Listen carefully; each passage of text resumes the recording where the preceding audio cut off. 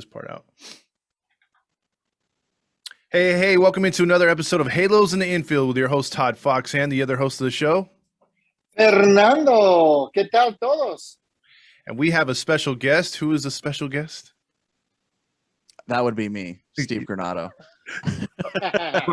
From where? Sorry, Granado, if I got to go that route. There you go. Roll that R. Roll that R. Yeah. So where are you from, Mr. Granado, so you can introduce yourself to the fans here, if they don't already know you? If they don't already know me, well, we'll see. Man, if you really want to know where I'm from, La Habra, California, if you really want to go that far. That's not where I'm at. I'm at Whittier.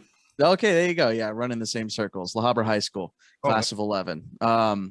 Yeah, no, I live out here in Anaheim, and I am the host of the Locked On Angels podcast. Nice to have you. Yeah, man. Yeah, let's real quick talk about that. Well, you said Locked On Angels podcast. So what was the process like for you to, is it like a job application situation? How does all that work?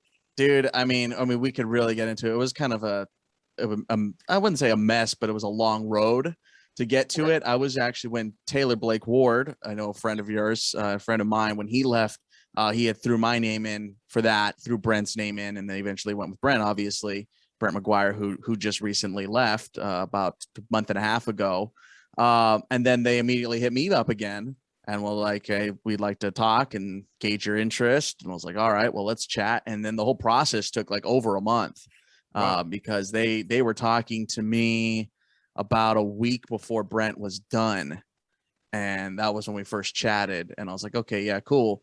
And then just, the legalities and contracts and all this annoying stuff. The fun stuff. Yeah, the really exciting stuff that you come to a podcast to listen for. That's what took so long. But yeah, that's I was, had to keep it under wraps for a while there. For about a month, I was waiting to go through all that processing. And I think a lot of it had to do pandemic related, working from home related. But yeah, hey, we're here and right in the nick of time for the postseason.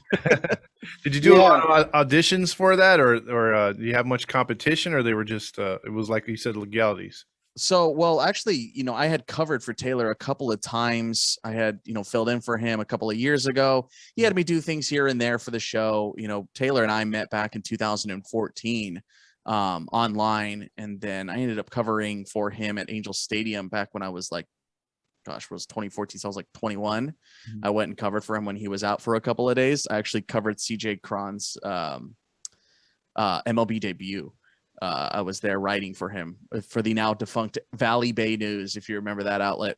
But yeah, so it was, I completely lost track of your question, but yeah, it wasn't a like tryout or anything like that. It was like, oh, we know you've done it in the past. You're familiar with the format. We know you do podcasting. We know you're play-by-play guy. So it kind of all just fell into place that way. And Locked On's a pretty big network, because I was listening to Locked On Seahawks. I'm a Seahawks fan, so they've got one for every team if people don't know. So it's a pretty good brand to be a part of.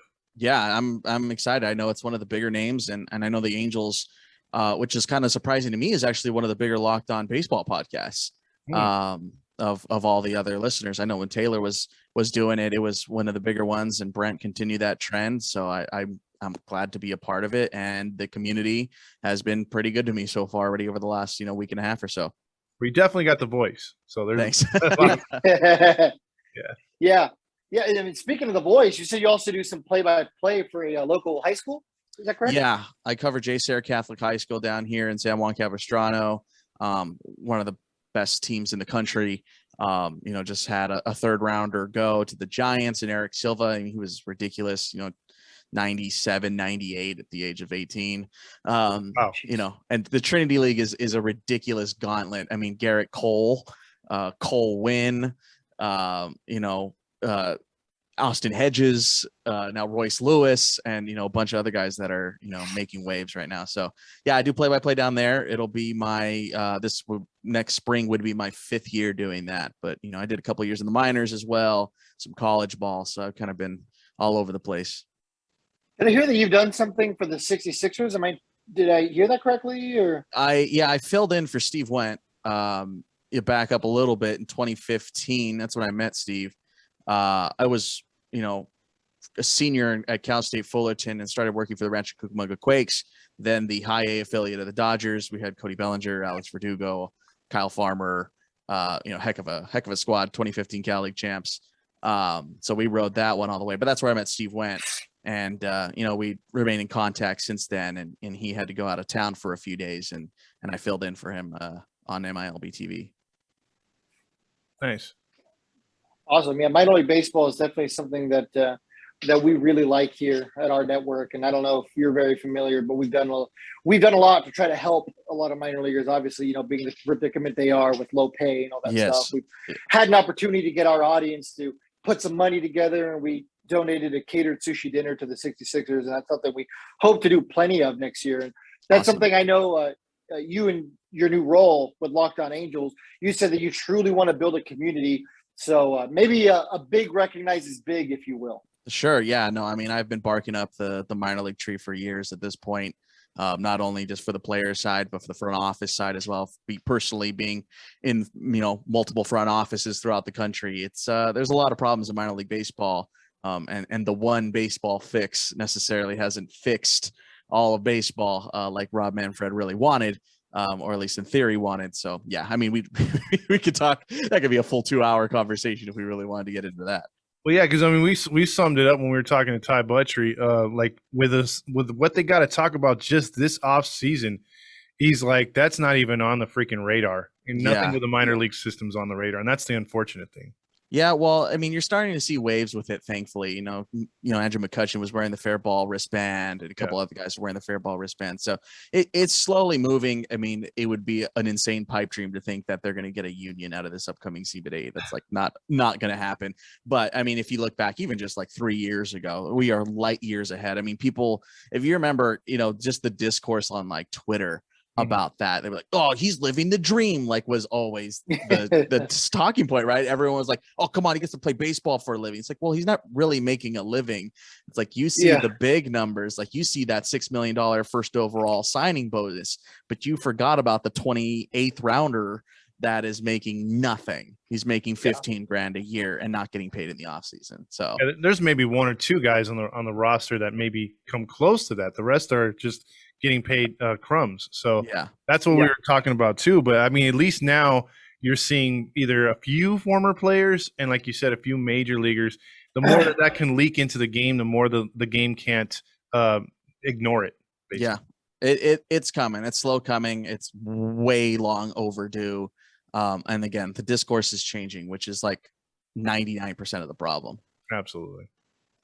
Yeah, I think this offseason we have a roundtable plan with Buttrey, Kyron Lovegrove, TBW is going to be coming on, and we're going to try to, talk about that whole situation. Because, I mean, all we can do from content creators is keep the conversation going. Sure. Once the conversation dies, the momentum dies, and people essentially forget about it. But like you said, there is progress being made. 3-5 years ago, we were sitting at the stands with that exact mentality. Man, these guys are getting paid so much money. Little do you know that, the hot dog that you throw away the last couple bites because you don't want anymore, I guarantee you most of those players might be starving or, don't have the ability to buy a hot dog because they're stuck eating peanut butter and jelly sandwiches. Well, I think what the problem is too is there's no uniformity amongst the entirety of minor league baseball. Because, like I said, I worked for the Dodgers, and when I was there in 2015, they did a really good job with that kind of stuff. They fed them square meals every day. They were like good. They brought in nutritionists. Like they were doing a really good job. And hey, you're seeing the fruits of the labor paying off there. Yep. Very small labor that they're doing, and it's, drop in the pan of what the Dodgers are valued at, obviously. But then you go to a different system, and now defunct team in Oregon, I remember, was just abysmal. I mean, they were giving them, the leftover hot dogs and burgers, in what was a glorified high school field, like a bad glorified high school field. So, it's a bummer that's 42 teams had to be cut, in theory because of it. I wish, fix the problem, not just, cut off the beast at the head there. But again, that conversation could go for an hour if you wanted to really go into that. Yeah, no, I grew up in Bakersfield, and so Yeah, exactly. Yeah. So I understand exactly what those crappy fields look like. I remember the Oh, players yeah. complaining. They had to start games late because the field was facing where the sun set. So you'd have to start games like at 8:30 or whatever. Yeah, shout out the High Desert Mavericks too, Adelanto at Oh, Stater God. Brothers Field, I think it was the name of that one. That one, I remember Cody Bellinger in 2015 hit a home run out to right that just looked like it should have been a pop-up the first. Yeah, exactly. So, you know, like you said, we could talk about this all forever, and maybe we're going to have you back on and we could talk minor league Totally. baseball. 'Cause there's I so have much there. stories forever, man. Okay. Good. Yeah, we'll note that. So, let's go ahead and talk a little bit about this 2021 season. Sure. So, actually, you know what? Before we get into that, real quick, what made you an Angels fan? You know, and I understand, you know, people be like, "Oh, well, my parents would take me to games," Sure. blah blah blah blah blah. But what was the exact moment you can really sit down and think, like, okay, that moment, was it a walk off? Was it anything crazy? What was it? Man, that's a question. That's a question and a half. I actually, when I was born, my mom's from LA and my dad's from northeastern Arizona. And then they met in Long Beach. So LA kind of weirdly runs through my blood. And when I was really, really young, like diapers and like crawling, was a Dodgers fan. But don't remember. I mean, I was a baby, you know, like we were going to Dodger games, but my dad was so annoyed, you know, like I said, grew up in La Habra, was so annoyed with trying to get to Dodger Stadium. Shocking. Getting in and out of it was such a pain that my dad said, screw it, let's start going to Angels games. And then that's when I flipped in like the Tim Salmon era, right? You know, Garrett Anderson, Tim Salmon, Troy Gloss. That's kind of like the first guys I remember growing up were those players. So, you know, the long of it is that forever, ever, I've been a baseball kid. I mean, I was throwing a ball before I could walk. So I just absolutely, for whatever reason, adored the game from birth. And my dad actually hated baseball. He was a big football and basketball guy. And so lo and behold, his kid becomes a baseball and hockey broadcaster. So that's how it goes. That's how it goes sometimes. But yeah, so once we started going to Angels games, and you know, those late 90s, you know, when I started playing baseball, I actually wasn't playing baseball. I was actually playing girls softball. I was too young because I was so amped and ready to go. I was playing girls softball when I was 4, but Little League wouldn't let you in until you turned 5. So I played a year of girls softball, and we were the Angels in the outfield. You know, softball, pick your own name, obviously. So we were the Angels in the outfield. So if you look at, you know, my Little League picture, my first picture when I was 4 years old, my head's bigger than my body, and, you know, big old plastic glove, and I got the Angels wing logo on the hat. There you go. So yeah, it's like a little George Lopez. Yes, you know, like exactly. The little clip. That's exactly what I look like. Yes. But yeah, then we started going to Angels games, and you know, it kind of just took off from there. We started doing like the Little League days, you know, go walk around the rim of the track, and I think at that point I was probably sold. And I think what the big one for me was Benji Molina, was the first, like, my first love. You know, like it was just, you know, for me was, you know, I was a catcher, I was short, I was round, and I was slow. And I was brown. So it just completely made sense that Benji Molina was my guy, and, you know, how clutch he was, and how, you know, I was never a big bat either. So how perfect, you know, it was for me was I focused so much on my defense, and so did he. So it just was a perfect marry for me, and I fell in love. Now, did you start doing those snap throws to first because of Molina? Oh yeah, I remember. Yes, I remember the first time I ever called timeout in Little League when I was a catcher. I was probably like 9. I call, like, you know, my pitcher walked, somebody was struggling to find the zone, and I turn around and call timeout, which to every Little League parent in the ballpark that day just was the funniest thing on the planet. And everyone was laughing, and I was like, why is, you know, what, like, I got to talk to what are you talking about? Like, it was just at that point I already knew, you know. And it's probably honestly from watching Benji, just like his knowledge of the game, and obviously having Soch around as a kid, you know, it was just, you know, the catcher blood just wouldn't stop running. Yeah, you emulate the people that you look up to. That's for sure. Absolutely. Yeah, no, I mean, young Fernando. I mean, I grew up in San Diego, so my dad was a Padres fan. Never wanted to come up to Angels games because why? We have baseball here. Sure. So, to me, the Angels were always that, the sexy, other person that you couldn't have. So, naturally, I became resentful of, like, the Padres. I'm like, I'm so tired of watching these guys. I want to watch the Angels. Yeah. So Dad's Angels in like, the outfield. So Dad's like, oh, Khalil Green. And you're like, nah, dude, Darren Erstad. Oh, no, I loved Khalil Green. Don't get me wrong. I did like a lot of Padres. Like, Sure. Adrian Gonzalez was my favorite player growing up. Okay. I'm a Mexican myself. So, Adrian Gonzalez was at the time, that was kind of the guy putting out for Mexico. You know what I mean? Yeah. So naturally I found myself cheering for him. So, I get it. I get it. Absolutely. Yeah, Mariachi Loco, man. You gotta ref it strong. Yeah. They used to come up with the pit bull, everybody get up, levantate. There you go. Okay.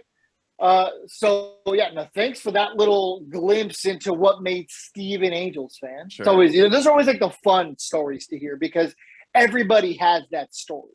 And, for some people, it's as boring as me. Oh, I watch Angels in the outfield nonstop. And for some people, there's a lot more to the story. I think I didn't like that movie, weirdly enough. I think when I was like, I was such a Sandlot the rally kid. Monkey. Yeah, I do hate the rally Angels monkey. In the outfield. You hate calling all Angels. I don't hate calling. Whoa. I don't hate calling all Angels. I think they need to change it. I think it's time for something new.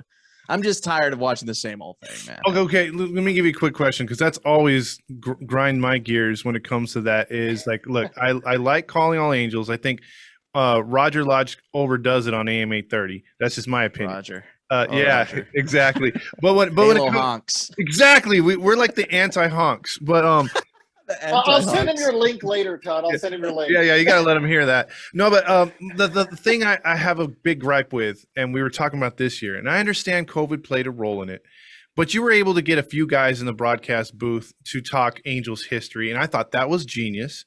But you didn't have the players rolled out during the year to where, you could see them, they could share their stories, or you honor them at a game, or you have a bobblehead of them, a shirt, something to educate the fans over 60 years. Now, I understand the 60 years haven't been golden, but you could have been teaching the younger fans about certain players that they missed over the years, or that this team franchise. Because to me, every time they show a commercial or you go to a ball club, like the best you can see from their history is the introductory montage video. But like when they were thanking the fans, it was always Rod Carew. You saw Reggie Jackson. It's like those guys were part-time Angels. You missed out on full-timers. Yeah, you missed out on a lot of players, and I think that's where they dropped the ball this year. And we're really hoping that they do something special with the 20-year anniversary of the 02 team this upcoming season. Like bring in a second rally monkey. Oh, that's what we want.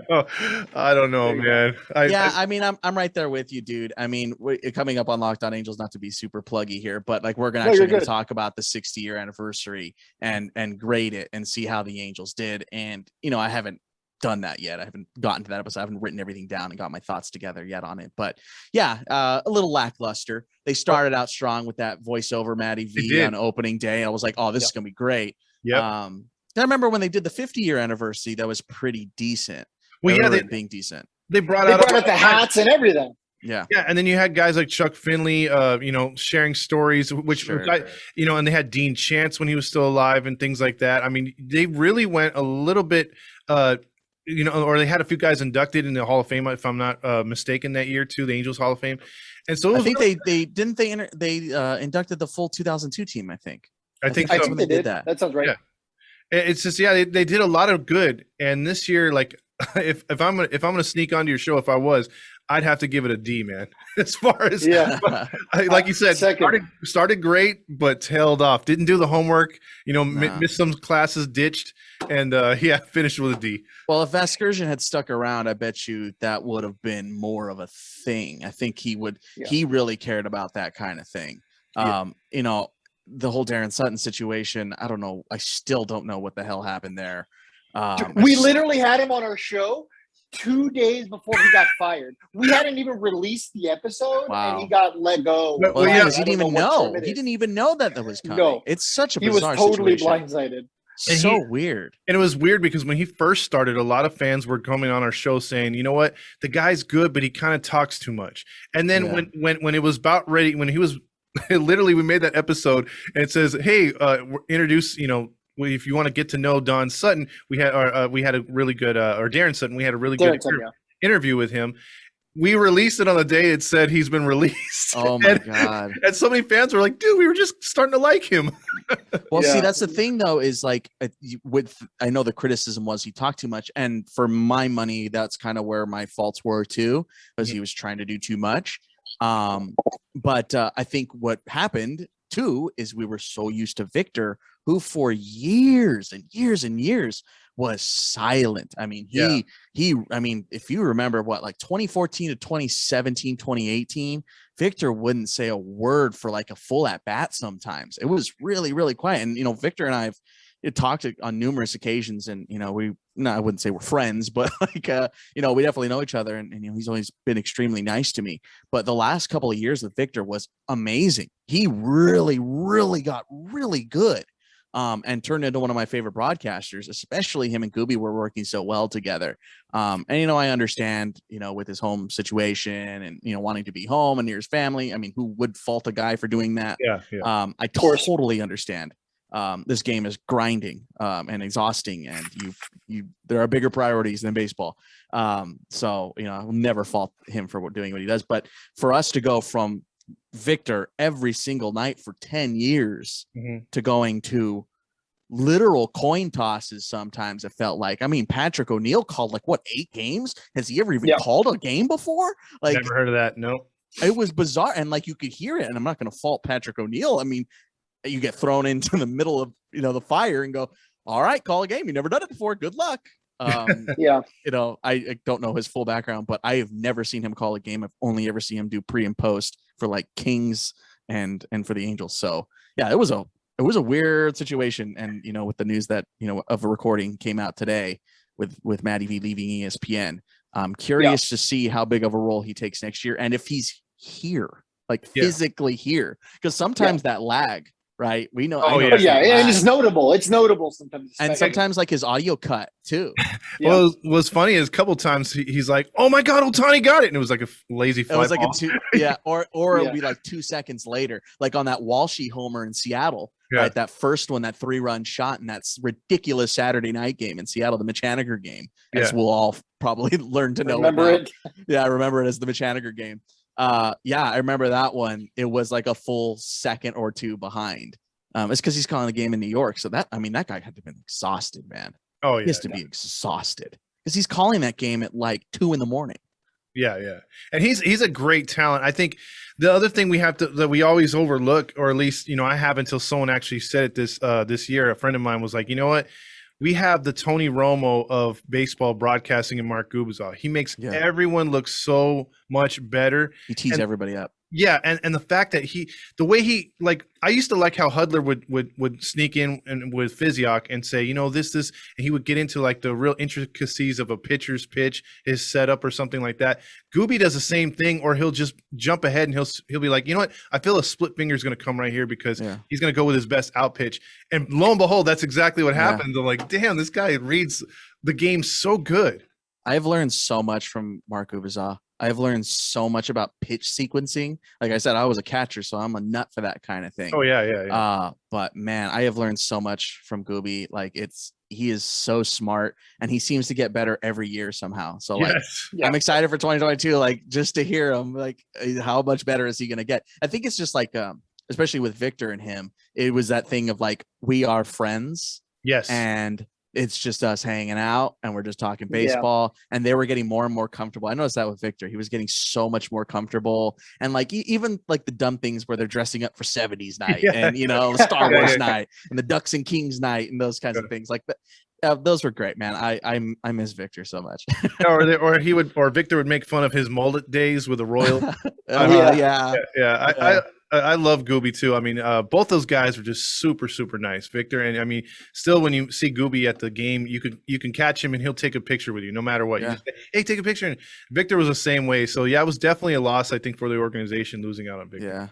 Yeah. And I feel for Victor. Even he was freelance with Fox Sports West. Yeah. So when the pandemic hit last year, he was not making any money if it wasn't from Big Fly Gear. So that I'm sure came into play as well. So I don't know. I'm curious what the broadcast situation is next year. Obviously we are so far out, but I'm curious if they bring Rich back. I do like Rich. I liked him when he was in Miami. I really liked him. I remember listening to him when Stanton hit that homer out of Dodger Stadium. I'm going like, oh man, this guy's great. Who is this guy? And then obviously during the the big Jose Fernandez situation and all that, he was so good during all that. So I like Rich. And I Matt Vasgersian is one of my favorite play-by-plays in all of baseball. So, and in all sports. So when he announced, I was like, oh my God. And then, 2 weeks later, I'm like, hey, where's Matt Vasgersian? Yeah. It was kind of like that thing where he disappeared for a few weeks, and then out of nowhere, he's calling a series with like Oakland. You're like, oh, okay. Yeah. Oh, yeah. Well, that's the thing is like you turn on the TV, like kind of to go back on an earlier point, like you turn on the TV and you didn't know who was going to be on. Yeah. That's a problem for an organization, right? Is because like if you turn on a Dodgers game from 1901 to 2012 or whatever the run was, you knew exactly who you were going to hear, right? You knew exactly. And for 10 years we had that. We knew exactly whose voice was going to be there. We knew who's going to smile at us. I mean, that's like my mentality as a broadcaster always is like, hey, we're hanging out and we're going to talk baseball just like we are right now. Like I don't change my voice. I'm talking just like I'm talking with you right now.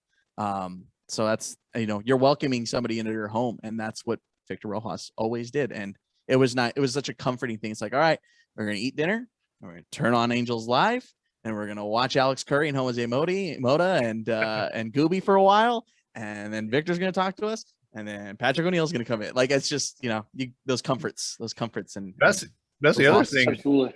Curry's gone too. I know, dude. I mean, good for her. I'm so happy for her. Yeah. She got her move. And you could see that coming. Yeah. I saw that coming once she started hosting, filling in hosting on Fox. And then once she was doing the National Women's Soccer run in the World Cup, I was like, we're losing Alex Curry, aren't we? Yeah. She's gonna blow up for sure. She's gonna continue to good do for her, man. It's awesome. So absolutely. Oh God. So your question was how did I get into baseball, right? Yeah, no, that's what I'm saying. Like, I love conversations like this because, as you said, you're just having a conversation with somebody who I've never met before, but because I've heard your other podcast, it feels like I'm talking to a friend. And it was the same thing when we had Taylor Blake Ward on.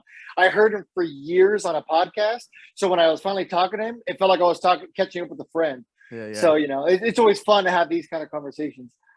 I don't know how much more time you have, but do you mind real quick hopping into the 2021 season? Sure, man. Yeah, let's talk. What do you need here?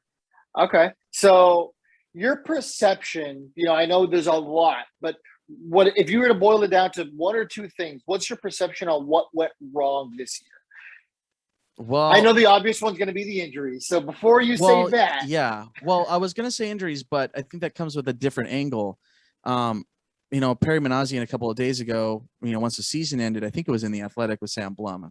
Correct me if I'm wrong. I don't remember exactly, but was talking about they're going to be doing their performance reviews here soon, right? Through every nook and cranny. And there was some kind of, I wouldn't say weird, but there was something about the conversation that, that skewed towards the training team, the strength and training team. Yeah, I think he was asked specifically about the strength and conditioning, and he said that was something that they were about to go through with the review process. Yeah. So I'm curious to where those conversations go because there's something there. I'm not gonna blame an ATC because when I don't know, well, that's not what I'm doing.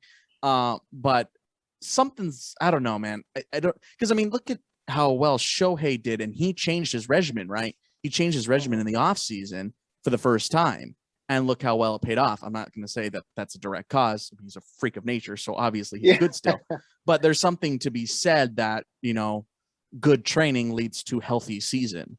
So maybe there is something there. I'm not going to blame them until we hear anything of it, Well, real quick, because I want you to finish your point, but I got to break in because I've been very vocal on our show about the training staff.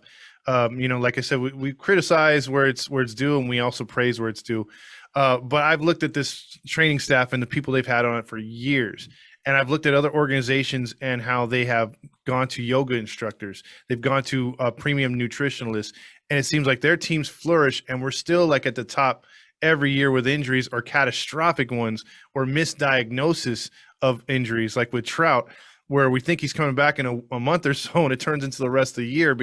It's like, I see a major red flag. So the fact that came out the other day, I never want to see heads roll or anything else like that, but maybe some change needs to be done because we've seen the song and dance happen too many times. Because me and Fernando were saying, dude, if this team could have been healthy, even with the lackluster pitching at times or lackluster hitting at times, they probably could have been right in the mix here at the end. Oh, easy, right? I mean, even just Trout.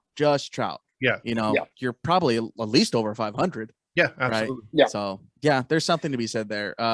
The second thing, if I had to pick one, God, I don't even know. You asked me for two, so now I'm just trying to think on the spot of a second one. Yeah, I mean, there's obviously there's many problems. I think the main one is probably depth. Mm-hmm. I've said it on Locked On Angels. We're not unique. Angels aren't some magic random team that just has bad luck. Everyone's hurt in every sport. Look at the Lakers last year. They were hurt like crazy at the end of the year, and look what happened. They couldn't get past Phoenix. I mean, even go back to 2014. Josh Hamilton didn't play for like the last month of the year, and then got asked to bat third or fourth or whatever. I mean, that was like 6 years ago. In the playoffs, was asked, and he literally didn't have any rehab. So injuries plague every team, but do you have the depth to back it up, especially in baseball? We don't. What was your looking at the season when it first started? What were you thinking would be a strength for the team moving forward? And were you surprised or shocked if it was or wasn't? Defense was probably the one for sure. Even factoring at Justin Upton and left every day in theory. That was, once you added Jose Iglesias, you're like, okay, cool. So we didn't lose anything defensively up the middle. Great. Yeah. We lost maybe 10 points off a batting average in theory. Yeah. Right. With Trouty in center, losing Cole Calhoun a few years ago, I still think that's a roving position and right. Maybe that's a Joe Adell situation moving forward, or maybe even moving, Trout to left situation. I saw that being floated a little bit, which I don't know how I feel about that yet. But and then, in theory, again, with Albert at first, Fletchy up the middle, you're going, okay, this defense, okay. And I don't think that was too bad. Iglesias wasn't, his normal self. And hey, it happens. I get it. They're not robots. He's not a vacuum. He's going to drop it. So I get it. And, I think too, what isn't talked about a ton is, these guys were going through COVID protocols like crazy. Yeah. And the scares of, remember the Cardinals were all COVIDed and the Red Sox were, and then we had a scare. Like, there's a lot going on, man. Like I could barely do my podcast sometimes. And they're trying to perform at the highest level. So there's a lot going on this year. So I'm not going to blame them. And while you mentioned Jose Iglesias, I left a voicemail for you about Iglesias, but I forgot to leave my name. So that was me who asked, oh, hey, what was, the biggest disappointing move this offseason, that we thought was going to pan out? And coincidentally, you also said Jose Iglesias. I mean, from flirting with 400 and being one of the league's most consistent defenders to one of the almost leading the league in errors and being a barely above average hitter this year. Well, I didn't expect them to hit 360. Yeah. Oh, of course. I was still, my brain going all right, 272. Cool. Yeah. That's what I was hoping for too. But he gave us a lot of false hope during spring training because remember, if you remember on Angels Twitter, on Angels Twitter, it was all about Simba Who. I mean, and I would be the first to eat crow on that. I was definitely like Simba Who, and I loved Andrelton Simmons. Yeah. But it was just weird though, because you see Iglesias make these crazy dive plays, not even looking, flips it to Fletcher, stuff like that, or just turn around, twirl throws to first perfect, and you're like, man, that's the guy from Cincinnati and Baltimore, and you're like, that guy's great up the middle. He gets everything. Detroit, and then remember there was already talks of all right, when's the extension? Yeah. But then as the season would go along, they'd have a bases loaded situation. Madden moves the infield and they hit a ground ball right to him. It's like, okay, throw home. And he overthrows the home plate or he lobs it and you're like, what the hell was that? You know what I mean? Like the simple plays he was missing. And it was really weird. Yeah, I mean, all I could we never 100% know is what's going on. Remember what was going on with Anderton at the end of 20, right? Oh yeah. So you never know. You never know. And again, I'm never going to jump to a conclusion before I get all the information. So I'm happy that he landed in Boston. I'm happy that he was able to really completely turn it around. Good for him, man. Mhm. And be it every day. Too bad he couldn't move past that because of weird MLB rules, which I actually didn't even realize until it was pointed out to me. But yeah, I mean, good for him, man. I'm glad he was able to be just like Albert. He's able to go be a part of something, man. More power to you, man. Your career's short. Go live it up. I had a question real quick though. As far as leadership for this team, me and Fernando talk about this all the time. There seems to be not a prominent leader on this team, with the exception of what we saw and only was told through Fletcher. We talked to Jeff Fletcher about Alex Cobb. Yeah. But other than Cobb, I mean, I've been able to, and Fernando has too. You could point back to previous Angels teams and find a leader that led that team in the clubhouse, that rallied the troops. We just didn't really see that too much outside of Cobb. You know what I mean? Like there wasn't this you would think with all the young players on the team, someone would step up. Well, there's a lot of layers to my answer or my first initial thoughts. One, to go back to a conversation we were having earlier, it's usually your catcher, right? Usually your catcher or your ace. That's just kind of the default guy you look at. Who is the Angels catcher next year? There you go. So there's A. Yeah. B, I think when Albert left, I mean, it felt like, I remember because I live here in Anaheim, right? So, and I live off Catella, I'm not going to say my address, but my social security number. No, but the banners, all Albert's banners were still hanging for like 4 or 5 days after he left. He was already a Dodger by the time they took him down. It felt weird the first couple days. Like, I remember like just watching the games and like they didn't seem to really know what to say about it, and the players didn't really know what to say. I think we don't talk about that situation enough and how bad that was. That was a black plague on this team. And yes, Jared Walsh, great year. He did a great job. What he had to work with and the slump that he had to go through and the way he turned it around at the end. Good for him. But that's a stain on the organization that will never go away. That may be one they want to sweep under the rug. But it feels almost like, to me, it feels almost like a Buckner situation, where obviously different circumstance, but where it's like one day we're going to have to invite Albert back and apologize kind of thing. Because that was awful how it ended. That was such a bad thing to do. I don't care how cordial it was. No, he's a Hall of Famer. I don't care if he's batting 20. You let him go on his own terms and you let him have his goodbye tour like Kobe did, like LeBron will have, like Anze Kopitar will have, like Dustin Brown will have, how Timu Solani had. Like, they're legends. You let them go off. Just like next year, almost said Benji, Yadi Molina will have. He will have his send-off. Adam Wainwright will have his send-off. Derek Jeter had his send-off. Albert Pujols deserved that. And it was disgusting the way it would have ended. And like, I was embarrassed. To say, I was an Angels fan after that. So to answer your leadership question, there wasn't one, because I think all those factors, and with Trout being hurt, with Ohtani, whatever language barrier, if you really want to get into that. Stephen A. Smith would. Yeah. I don't even think that makes when we got on Steven about that, because we've heard him talk English. He can talk. I mean, it's just I think it's just with the media. Any international player, any player somewhere else, they don't want to be. They consider it maybe a little weak, or that their own people will make fun of them because they're talking English with an accent, broken English. It's much easier for them to talk. Like, I have no problems with players talking Spanish, with having an interpreter. Even if we know they can talk perfect English, or at least close to it, whatever they're comfortable with is whatever they're comfortable with. Sure. He's still a player that transcends to any country. People. I mean, there's a reason why the Angels don't make the playoffs, but still the most watched team in all of Japan, and in the Asian countries, because he's looked up to. That's why, and he's easily be the face of the game. But I mean, let me clarify that a little bit. I think too, with a lot of it, Shohei not being a leader, if you want to go into that, is more so too, is like, he hasn't really been Shohei Ohtani until now. Exactly. Right? Like, he is now Shohei Ohtani. He was injured. He had Tommy John. He was, shoulder was flying open and he couldn't hit low and outside. He couldn't hit down and in. Like, he was, like, for me going into 2021, I was going, all right, bro, this is your chance. Yeah. Like, if it doesn't work out now, it's time to shop. Like, that's where my brain was at. And then obviously, clearly, I made to be look like a complete idiot. But that's where my brain was at. I was like, yo, Shohei, 2021's it.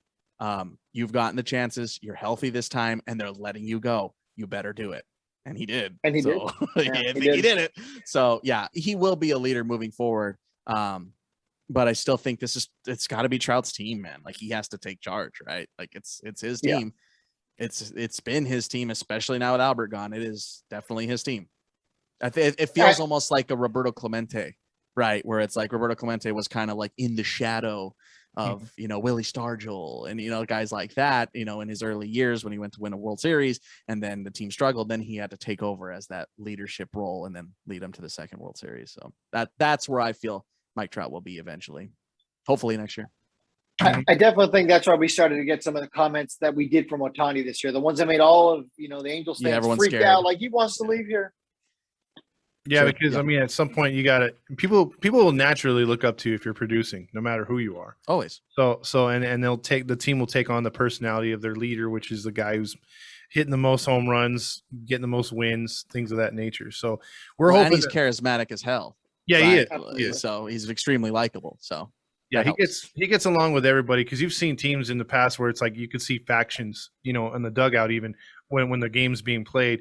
I think it's with the Angels, you could see Ohtani talking to everybody. He transcends to everybody. So it's absolutely, yeah. It feels almost like Kobe talking to Luka Doncic, right? Like kind of like I'm gonna crap talk you there in your own language, kind of thing. Like that feels like that, where it's like Shohei somehow is gonna go up to a Dominican player and kind of screw with him, Dominican player or something like that. That feels like that would be on brand. I agree. All right. I guess last two closing questions that I have for you. Sure. All right. So where does getting rid of the Justin Upton contract in his final year as an Angel, well, I guess potentially final year, you never know what could happen, rank on the priority chart as far as this offseason for you? Is it near the top of the list of your Perry Minasian, in your opinion, or is it like a secondary one? I have no problem with Justin Upton as a dude. I mean, I think he's a cool guy. I feel go to your leader conversation. It feels like he's a bit of a leader too. Mm-hmm. So I don't think the Angels are going to do that. That being said, I didn't think it was a smart signing from the first place. I know it was like, okay, we need to lock down a left fielder because we haven't had a left fielder since like JB Shuck. So I know that was a guy, or like really, if we really want to talk about it, it's like Juan Rivera was like the real last left fielder, right? Mm-hmm. But so I don't think the Angels are going to do that. I don't think that's even close to on their radar because there's no obvious answer, right? Remember when Trout was getting called up for real, not the September call up, but the for real call up. It was obvious that Bobby Abreu was done, and it was obvious that the Angels had the next guy ready. Mm-hmm. Marsh, Adele, are you sure? Yeah, we don't know yet. Sure? Can they play left? Are you sure?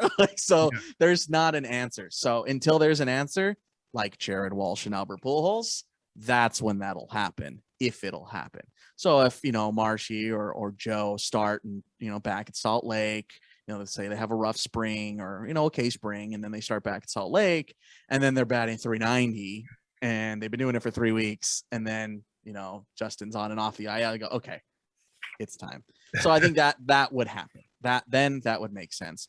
As far as the money is concerned, I don't want to get too far into this conversation.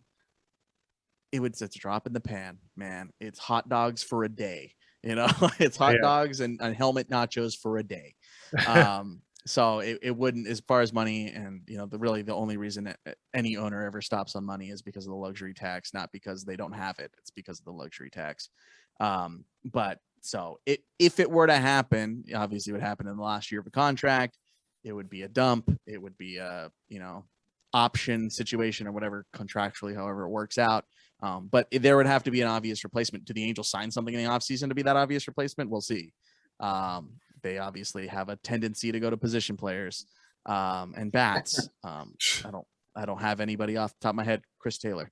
But, there you go. But yeah, I priority list for me. No, not until there's an answer. Not until there's an answer. I can't ask the question until there's an answer. All right. Well, my last question is, obviously this season, we talked about this on the wrap up for our show on the season. I went into this season thinking the offense would carry the team, the batting, I mean, and the fact that, it didn't, it did in the first month or so, but it tailed off with injuries and things of that nature. But the pitching, I thought, was the biggest growth this season. How encouraged are you with all the young pitchers that came through either via bullpen or like Sandoval and Suarez? How, and obviously the draft, how encouraged are you in this upcoming season now that it looks like we have actual options now? We have a lot of players to look at and to have a fighting for those last couple pitching spots in the rotation. Sure. I will say the same thing I said on Locked On Angels. I can't trust them as a number one or a number two. Mm-hmm. I am completely fine with Alex Cobb being your number 4 starter. Okay. Alex Cobb cannot start opening day. I'm Exactly. sorry. It's just you can't, if you want to compete in the AL West and ultimately in the MLB postseason, mm-hmm. Alex Cobb can't start game 1 of the World Series. I'm sorry, man. Yeah. I think you when you were on, you were on. And Dylan Bundy, when you were on last year, you were on. But the problem is the Angels for years, since Jared Weaver and his prime before he started throwing 87-mile-an-hour fastballs, the Angels haven't had an ace. I'm not saying anything that you don't already know. Yep. Garrett Richards in 14, kinda. He had a great year. Mm-hmm. CJ Wilson for like a year and a half. But you haven't had a bona fide ace. And that's what you need. Shohei Ohtani is just not going to be your bona fide ace. You can't expect him to be. That's not fair to put that on him. He can't hit 50 homers and pitch 220 innings. It's not going to happen. Mm-hmm. So I'm more optimistic than I was a year ago. I would say if Dylan Bundy had continued 2020 into 2021, I would feel better because that would mean, all right, sign Bundy to a 3-year, 4-year, whatever it is. Cool. I'm confident in that. Get Alex Cobb for a 2 or a 3 year. I feel confident in that. Those are my 4 and 5 starters. Now, Patrick Sandoval, fight for number 3. Yeah, absolutely. Then you go sign, something, and then you can make it happen. But you just can't rely on these guys to be your number 1. And it's you have to have a number 3 and number 4, but your number 3s and your number 4s can't be your number 1s. That's just how it is, man. In a 3-game set, you got to send your best Friday, Saturday, Sunday. It's all the way down into college ball. It's all the way down into high school ball, man. Like it's the same thing. It doesn't change. It gets fancier and the numbers get longer and longer, but it's the same thing, dude. It's just the game. You gotta, I mean, how many times are we gonna say this, man? You gotta get pitching. How many times you gotta say it? Yeah. How many times you gotta say it? So you need a big free agent splash. I don't care if it's Garrett Cole who can't make it out of the 3rd inning in the AL wild card. He did it all year until he couldn't, Yeah. You can't sit here and tell me that the Angels wouldn't have been better in 2021 with Garrett Cole. Oh, absolutely. Absolutely. I mean, that was our biggest thing too, was like, stop signing those position players when you have an ace out there that you can get. I mean, like, it's going to cost you something. Yeah. You're going to have to make a deal with the devil, AKA Boris, but but if you make the deal with him and get a pitcher, because he seems to always have, like, even with Scherzer coming up now, he's a Boris dude, and if we could somehow get Scherzer over here, because we've been advocating for that for the last 2 years too. Sure. That's just an automatic ace. You like you said, you plug a guy in like that, you're gonna win like 15 to 20 games, have a sub 3 ERA or around there somewhere, and just be a dominant pitcher. And where, okay, you've lost a couple in a row, but Scherzer's got the next one. We're going to flip it. So you need that leader. You need that leader of the staff. The Angels just haven't had it. And, it's, again, no knock on the guys that are there right now. They're doing their best. No one's coming into the ball field looking to lose. No one's ever done that. Unless you're the White Sox and the Black Sox. Yeah.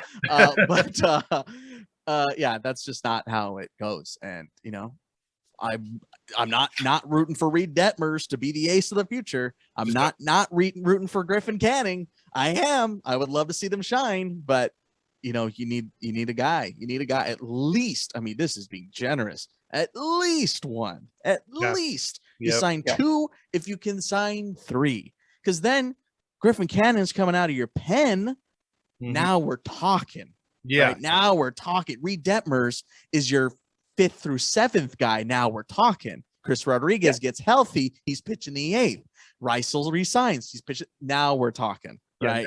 Now you don't have to worry about rebuilding the bullpen if you just front load the staff. That way, eventually, like the Dodgers this year, when Kershaw goes down, if Buehler goes down, if Urias goes down, if Gratterall goes down, you got guys to back it up. Okay, Griffin, you've been pitching out of the pen, long reliever all year. All right, Griff, you're our number 2. There you go. Now I feel comfortable. What I always say on our show is that you're only as strong as your weakest link. So, if a guy like Alex Cobb is towards being considered one of your weakest links, you're not doing too bad.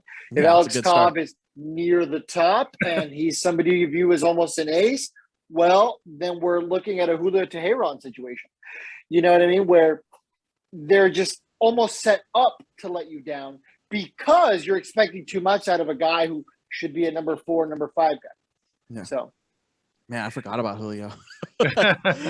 Man, rightfully so. I mean, he only pitched like 6 times. He only pitched like 6 games or something. I mean, I was rooting for him. He didn't even make it the 60-game season. So, man, poor guy.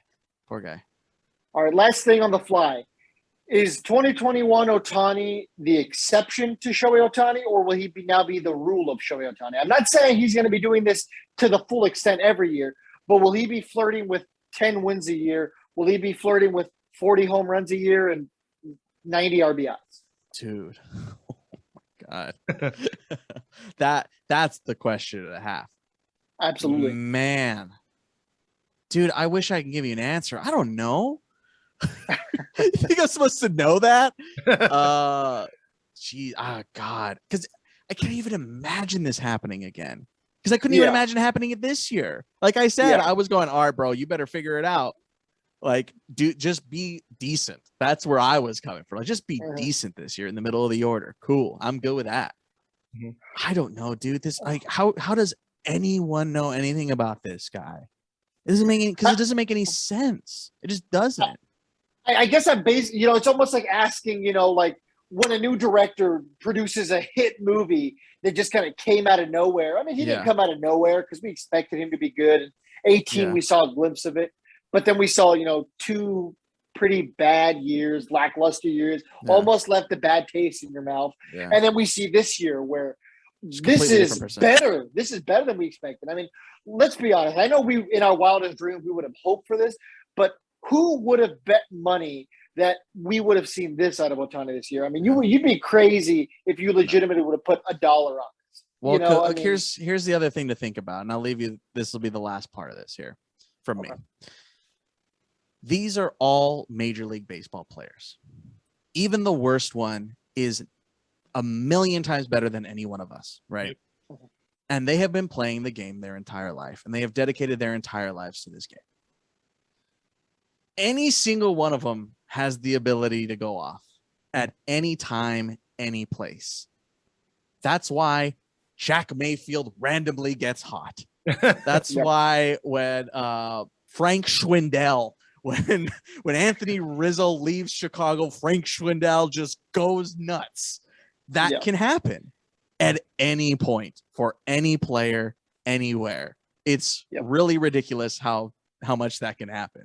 And you'll never see it coming. It can happen to the guys who have and it can happen the opposite direction, right? Your Brandon Woods of the world, your Dallas McPherson's, your Rob Quinlan's of the world.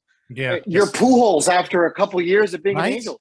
Right? Mm-hmm. That happens. It sucks. It's because this game sucks sometimes. It's hard, man. But sometimes that's why I love it. That's why we love it. That's why we love it, right? But it can happen at any point for any player. Chris Taylor, there's your answer right there. Chris Taylor in exchange for Zach Lee and a player to be named later. What? Yeah. Just hit the biggest home run of his life.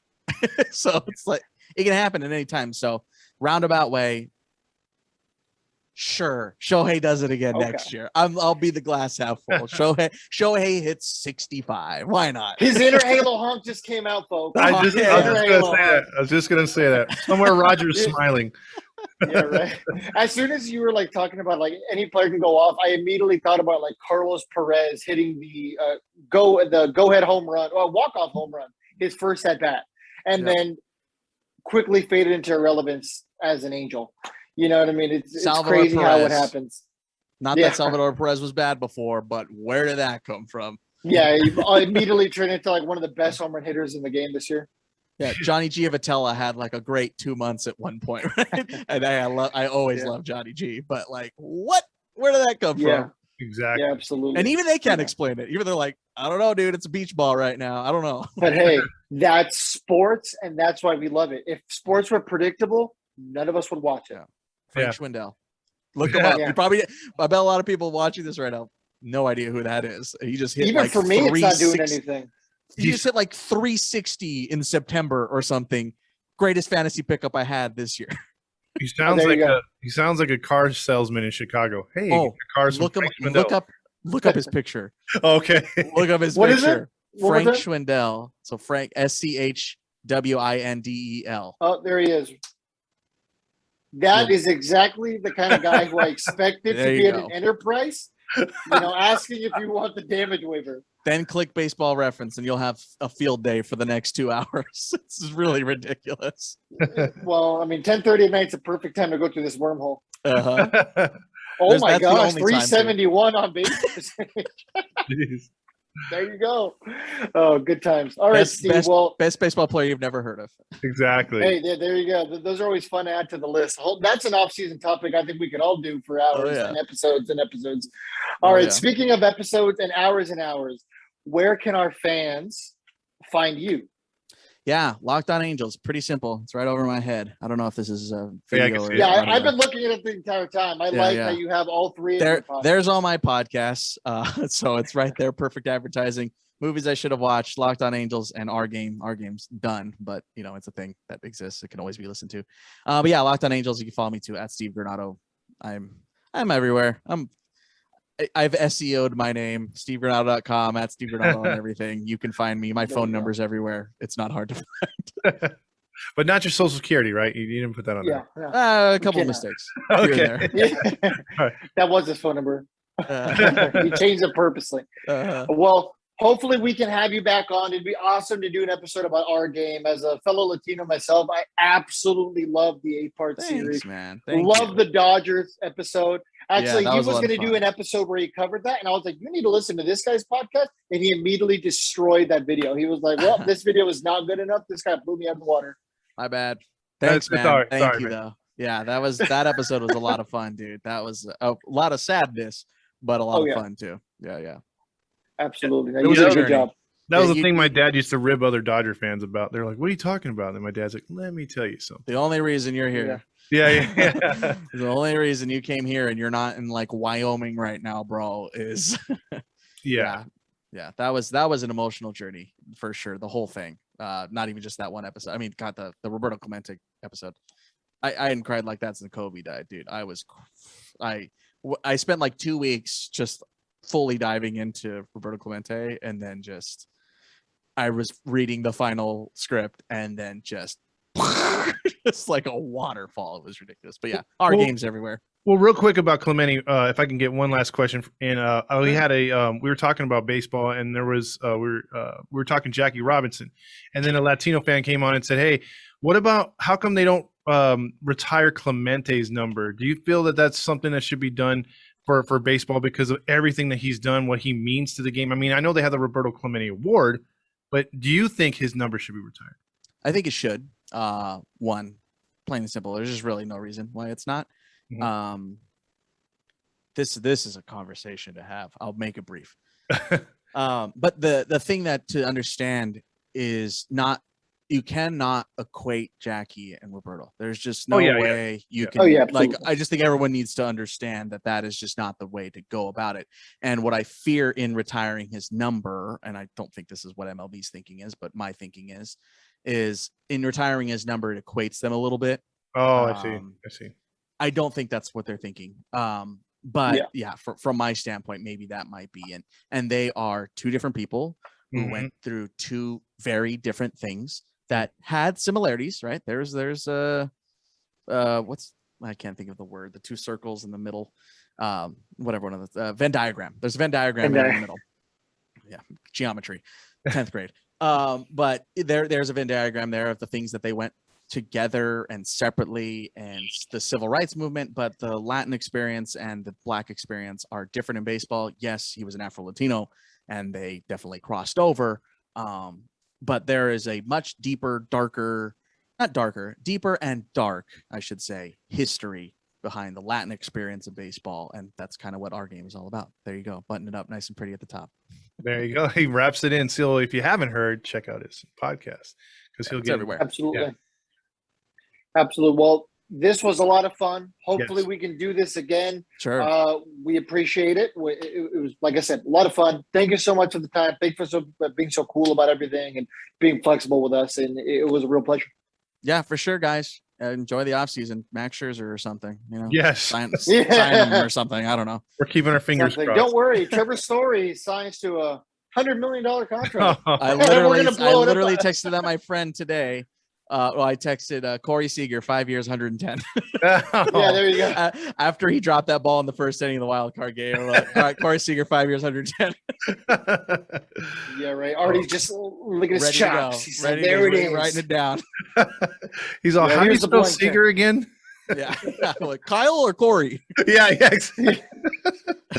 He's gonna go for Corey and get the wrong one. Yeah, he was all right too. All right. Stays in the AL West. Yeah. I can see Angels Twitter already. But can he pitch? Yeah, but can he pitch? There it is. Yeah. All right. Well, Steve, thanks again for coming on. This has been Halos in the Infield podcast. And again, if you're looking for Steve, look for Locked On Angels, and you will find him there. So have a good night, everybody. See ya.